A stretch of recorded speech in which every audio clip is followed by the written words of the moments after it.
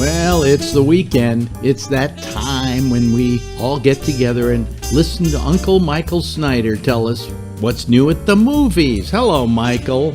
Hello, children of all ages. Oh, come on, seriously.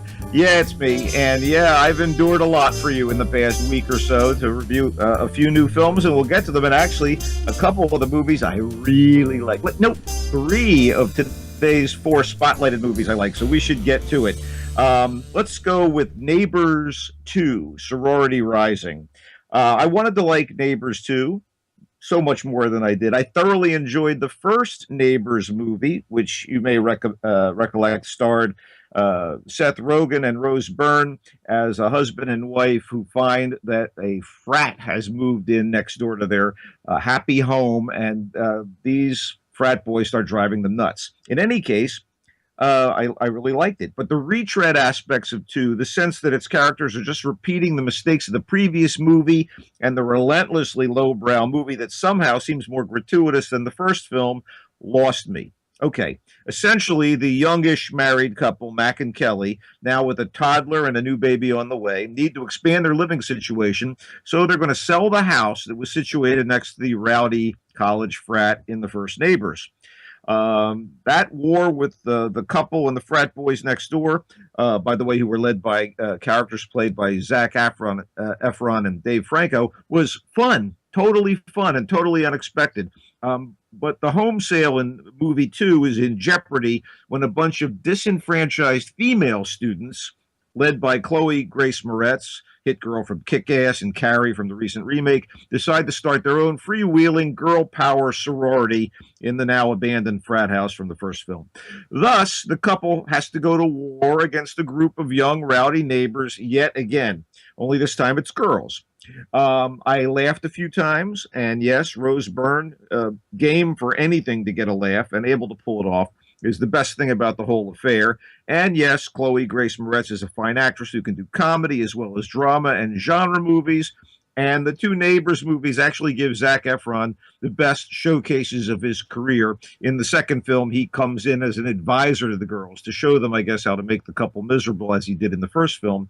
Anyway, this suggests that, like Rob Lowe, he can kind of transcend or take advantage of his pretty boy image with an injection of sincerity and soul as he ages. But ultimately, like the usual pudgy, stoned-out man-child played in most every film by Seth Rogen, the Neighbors wore out their welcome on this second go-round. Director Nicholas Stoller, who's one of the writers, along with Rogen and Evan Goldberg and a couple other guys, I mean, he's good at this, and they do get the comic rhythms down. You know, the editing is really solid, but, forget about it. The Nice Guys, on the other hand, I really liked. And I have genuinely liked every Shane Black film I've seen. He's the writer-director who did Kiss Kiss Bang Bang and Iron Man 3. And in fact, he wrote Lethal Weapons 1, 2, and 3, The Last Boy Scout. I mean, he gets a pass in any event. But his latest, The Nice Guys, is this very cool, very funny, very dark period mix of buddy comedy and noir-inspired crime thriller set in the funky 1970s, and ladling on the era detail, the fashion, the music, the general cultural touchstones. In this movie, Russell Crowe is a chunky, scruffy private eye who lives in his office above a comedy club. And let me tell you something. There's some serious girth on Russell Crowe. It's like he doesn't even give a damn. I never heard of a guy pulling a De Niro like this, De Niro in Raging Bull, for some kind of comedy. But here he is. And Ryan Gosling is a single dad who lives with his precocious daughter way above his means.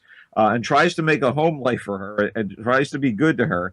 And the two guys who are kind of oil and water get involved when a young woman goes missing. And it turns out that some of the elements of the disappearance involve, of all things, the auto industry, which is right in the middle of the gasoline crisis in the 70s, porn, and a dead porn star who kind of launches all of this stuff. And obviously, manipulations by corporate executives and criminal types, mobsters trying to take advantage of things. There's gunsels, there's shootouts, there's, kind of sexy stuff. And I have to say, truthfully, Angoria Rice, who is the young actress who plays the daughter of Ryan Gosling's character, is a bit of a breakout here. And as I see Chloe Moretz aging into her 20s in the next year or so in Neighbors 2, I see, oh, well, Hollywood has already found her replacement on the on the younger end. She's really quite good. I totally enjoyed The Nice Guys. Maggie's Plan is also a winner. It's a romantic comedy starring Greta Gerwig, Ethan Hawke, Julianne Moore, Bill Hader, and Maya Rudolph. And it's all about a woman's decision to have a baby on her own, but complications ensue. Gerwig has kind of snatched the title of Queen of the Indies from fellow actress Parker Posey. And so we see Gerwig in all the savvy, hip, low-budget features that Posey was in 10, 15 years ago. In any case, Gerwig has this very idiosyncratic but really weirdly wholesome and particularly American mix of naivete and heedlessness and kind of offhand sexuality. She was just in Mistress America and Frances Ha. Anyway, in Maggie's Plan, which is a movie from Rebecca Miller, who directed and wrote Personal Velocity and The Ballad of Jack and Rose, she is a young woman who's reached her 30s, is single, and is determined to have a child one way or another. So she works in education, and she seems a little more responsible than the usual characters Gerwig plays. And she's got the baby fever, but never met the right guy. So she starts to weigh her options and ends up taking up eventually with a professor of anthropology who's a marginal novelist with writer's block, and he's married to a overachieving academic. They're played by Ethan Hawke and Julianne Moore. And when Maggie falls for John and decides she'd be the ideal father for her offspring, the complications ensue and erupt. Everybody's affected by her manipulations, and there's a lot of fallout. And I have to say, it's great to see Saturday Night Live alumni Bill Hader and Maya Rudolph bringing some fun to all the angst as a kind of a kooky married couple and Maggie's best friends.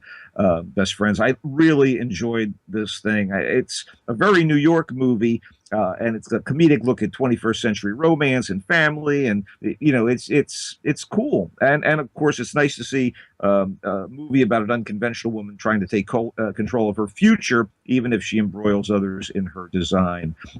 Yeah, big thumbs up. Rebecca Miller makes good films, whether she's, I know she has a legacy. She has a pedigree.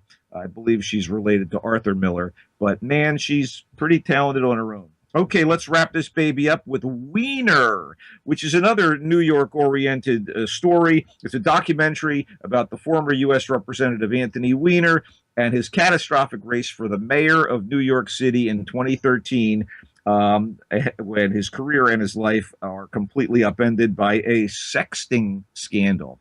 I mean, this is kind of a cautionary tale. This guy has been a punchline for late-night comedians and cable pundits and what have you, but this has all the elements of classical drama. This guy's fascinating and an ideal subject for an in-depth documentary, and it's kind of amazing and surprising and kind of cool that the directors, Josh Kriegman and Elise Steinberg, were given the sort of access to Weiner's 2013 political campaign that allowed them to make this movie. It's so exacting and excruciatingly intimate to see this guy's rise, his fall, and then his rise again and his fall again, and then the aftermath. I mean, you know the basic story of this thing. This guy's a crusading congressman dedicated to his constituents. He's like eloquent and funny. He's got a take no prisoner's attitude. He's like on the rise. And then he has a sexting scandal involving, certain mobile phone photos and texts. His career's derailed. And he and his wife, who was an ally of Hillary Clinton, decide to retrench and re-enter the political arena by becoming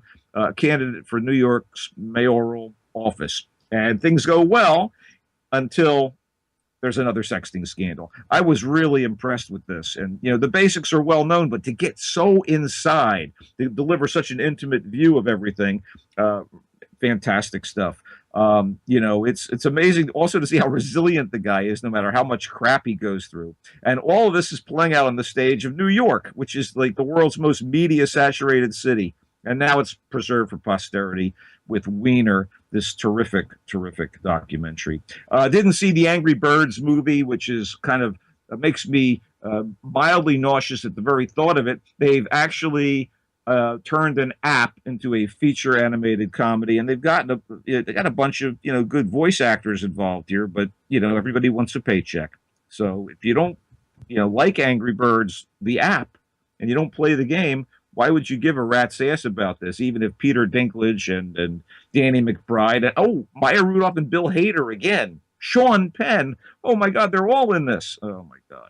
Well, I play the game, so I'll go see the movie. I enjoy playing the game now and again. But anyway, the Angry Birds movie is the one film of major import, quote unquote, that I didn't get a chance to see. So you're on your own. Okay. Well, that kind of wraps it up for this week, I would imagine. Yeah, pretty much. Yeah. There's other stuff out there, but these are the guts. This is the bones. This is the essence of this weekend's releases. Well, tell them where they can find you, Michael. I am on Twitter at Culture Blaster. And also, you can check me out at Facebook on the Michael Snyder's Culture Blast page. Like it, listen to Alex and yours truly. Do whatever you want, people. We love you. Okay. We'll see you next week. You got it. Bye-bye. And there's more GABNet coming up.